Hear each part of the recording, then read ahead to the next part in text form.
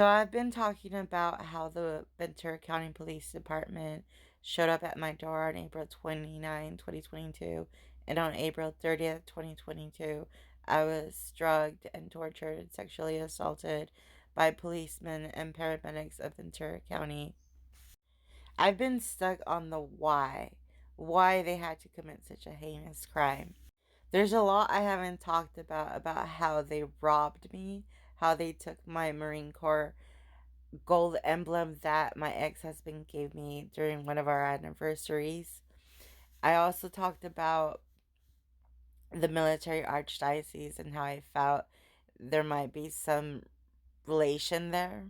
This really got me thinking about the time that I lived at Camp Pendleton, and I want to share a story that happened to me in 2012 around my birthday. I believe it was January or February of 2012, and I was outside in the backyard in our townhome, and I was having a cigarette looking up at the stars, and I remember seeing a bunch of shooting stars. It was almost like as if I was, I don't know, visualizing it like from a different angle, but then eventually I started feeling raindrops, and I was like, is it really raining?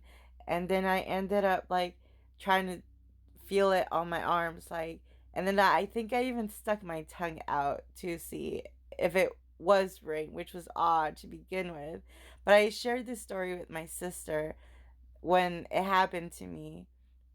I have mentioned in a previous video that I had surgery in 2012 at Camp Pendleton Naval Hospital, and I just barely put one and two together, or two and two together.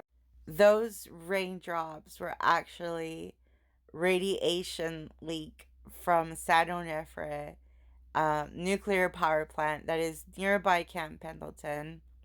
I want to mention that I actually grew a tumor. The Dr. Skelton said it was the size of a golf ball in my parotid gland, which is next to my salivary gland.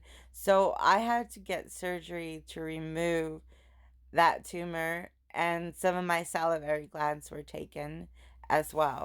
I know Dr. Skelton mentioned that when he did the surgery, he noticed something unusual that he hadn't noticed in that area on previous patients. Furthermore, I ended up being diagnosed with thyroid cancer in 2016. I don't know if other people who lived on Camp Pendleton in 2012 ended up having cancer. I was told that the groundwater and the drinking water at Camp Pendleton actually has a lot of cancerous chemicals, and there is currently a lawsuit against that company that supplies the water to Camp Pendleton, which I am a part of that lawsuit because I had thyroid cancer, but it was unexplained why I got the tumor in my parotid gland.